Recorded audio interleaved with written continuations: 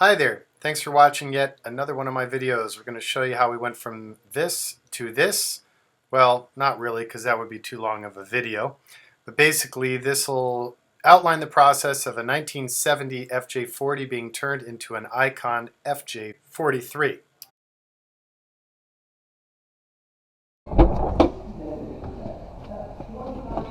Hey, how's it going?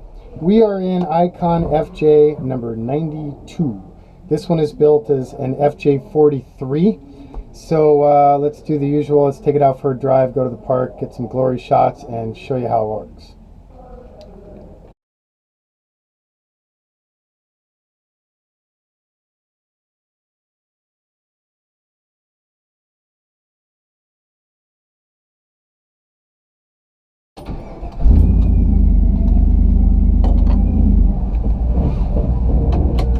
Un abrazo, amigo, que Dios te bendiga.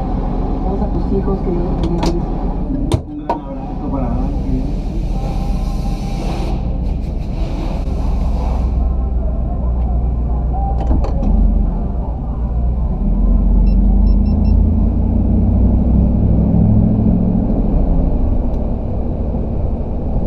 This truck went together really smoothly, which is nice. I mean, I guess the FJs kind of do because we've built so many of them, but this one in particular just flowed like butter. Maybe that's kind of a positive vibration thing, because the guy we're building this truck for, I just really like.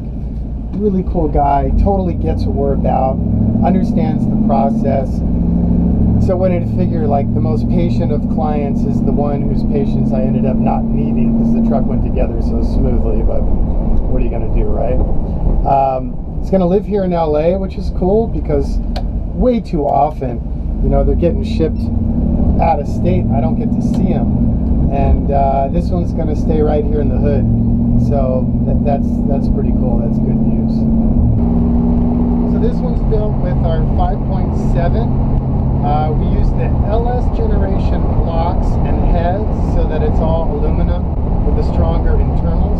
But then we use the Vortec truck intake and injectors and FIAD system, which stands for front engine accessory drive. That way we can run a mechanical fan and fan clutch, which I just think is better in a 4x, because if you hit a stream or something, it's not going to screw up the electric fans. Also, we run the Vortec truck injectors and intake so that our torque curve and fuel mapping can be more appropriate for the gearing and weight, because they are trucks. The cool thing is, though, those changes don't impact the OBD2 sort of service or diagnostic resources. So these trucks have an OBD2 port on them, and pretty much any mechanic with a brain has the scanner to be able to figure out whatever diagnostics that they're going to need for it. The other thing is, by using these GMV8s, the parts support is pretty much global, as is the service intellect. You know, a lot of people ask, why don't we use the Toyota, like the iForce 8?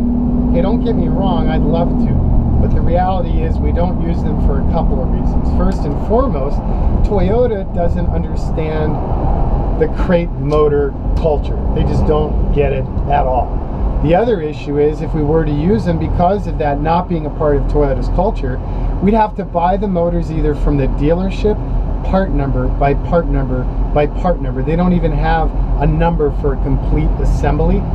And then it's either that or going to junkyards, which I don't like. And then in the aftermarket, there is no support for the electronic solutions nor for the physical adapters needed to put Toyota powertrains into non-native platforms. Now that aspect of it's actually changing, because in the JDM, the Japanese domestic market, that's actually becoming really popular, as guys are taking like the iForces or the Lexus 35s and putting them into vintage cruisers. So maybe that side, as far as aftermarket electronic solutions and physical adapters, we'll see that culture grow. But until Toyota can sell them to us as crate motors, we were going to go GM.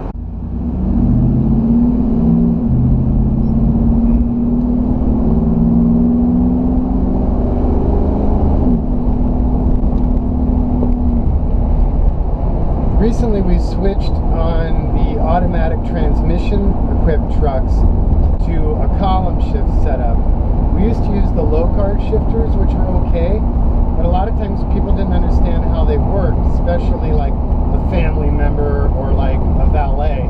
So they just grab it and start yanking it, and then they were failing sometimes. So we went back to the tried and tested column shifter.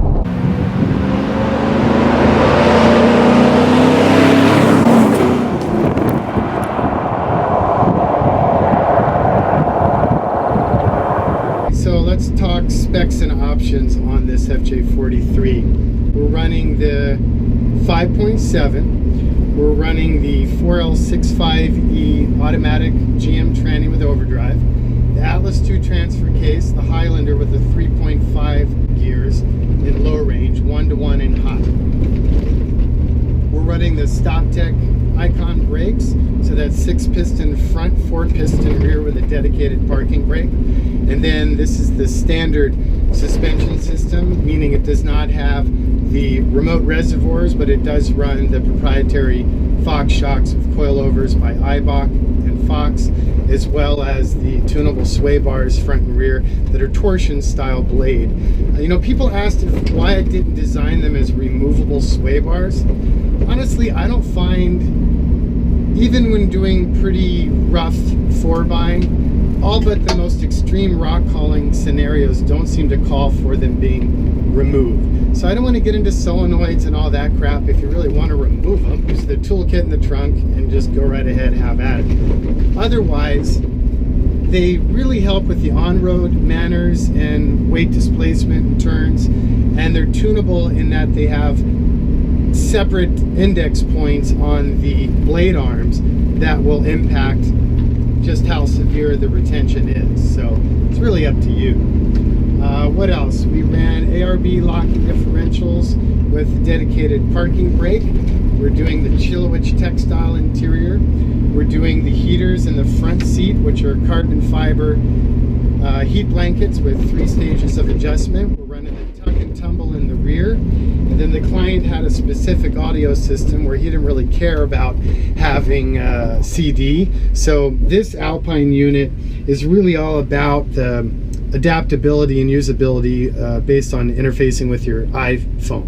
So we're running the RAM X-Grip cradle with charge connection for the phone under dash, so that handles navigation and whatever, and then you Bluetooth your audio, which you can control through the phone or alternately through the Alpine unit itself. It's the CDE HD 149BT.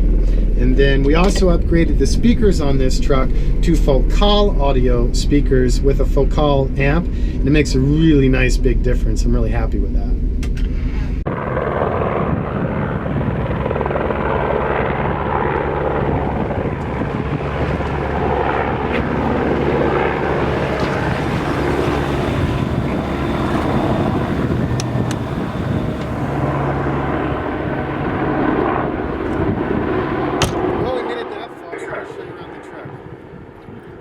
Well, so much for doing live recording. The helicopters kind of killed that plan.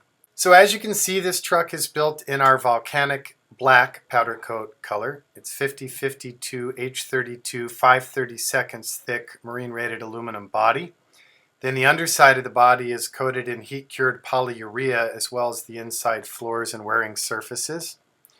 We offer this powder coat finish, which is a Teflon polyester hybrid coating in 9 different colors currently, plus we can do custom ones.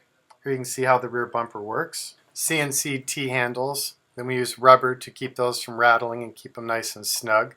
The pivot ramps on the outboard are CNC'd, and that pin engages to keep the carrier from swinging back and hitting your tailgate. There's the reverse light by Vision X. We run stock taillight assemblies. Here shows the storage compartments that we created to take advantage of that wasted space otherwise. Removable lids and drains inside, and those can hold your nasties. Here you can see how the rear door works. So Nike Marine rated YKK zippers, and then 10X snaps. And you can roll it and scroll it, or there's a secondary horizontal zipper at the top, and then drop the tailgate.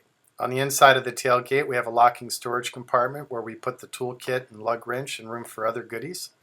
And then this truck is running the tuck and tumble rear seat, which here I'll show you tuck and show you tumble. Ta-da. We also offer jump seats or a combination of the two for seating up to 6 in this model. As we continue our tour around the truck, let's see, what else can we talk about? We did the StopTech brakes, which I talked about before. It's got the automatic trans, the 5.7. It has the power steps on both front doors, which are really nice. So as you open the door, they come on down to help you get in. And then they hide away once you shut the door. And they're nice because they're flush above the frame line. Here you see our CNC'd stainless steel and enameled badges for the front apron.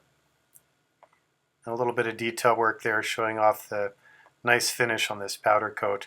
It has nanoparticles of mica in suspension, which creates a bit of surface sheen and keeps it from being just kind of murdered out. Up in the front, client also did the auxiliary off-road lights by Vision X LED. All of my lighting is LED, including the headlights, the gauges, the aux light, the interior lights, everybody. Here's a little close-up of the ICON Lizard. He's sand-cast in brass and then patinaed by hand. There's the LED headlights. Running black rock rims with the ICON StopTech sport brakes.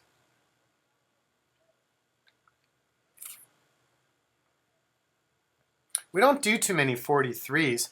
I find the 40 and the 44 to by far be the most popular, but I really like the 43 and great visibility in these. Here's some more shots to show you details of our soft top design. We run multiple cross braces out of CAD-CAM pull bent stainless structure that's powder coated, so they can take bearing snow weight, which is really nice.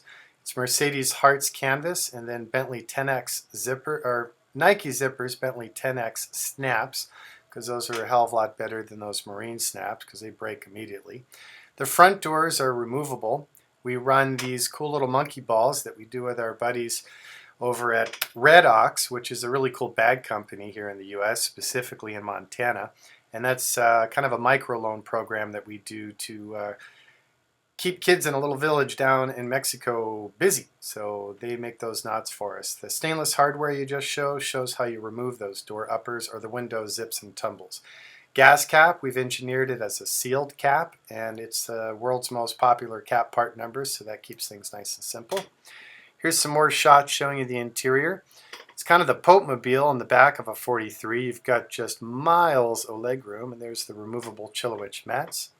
Here's our data tag indicating the number in series. Here are the sport pedals, CNC. And then just a little detail, our Busman fuse panel that indicates all circuits. Our harness is mil-spec, beautifully crafted, all hand soldered, and running a Busman commercial fuse panel. Visors are really hard to shoot. They're as found on Learjet and other top aircraft. They're CNC'd, 5-axis, double hard coat anodized, and then polarized Lexan. Really good product.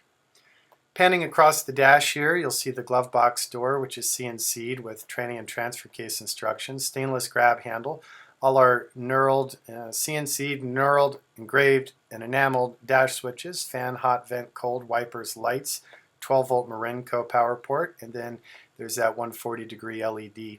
The HVAC switches are all aluminum, and those two military stainless toggles are for fog, and that was the ARB controls for compressor and front and rear locking differential.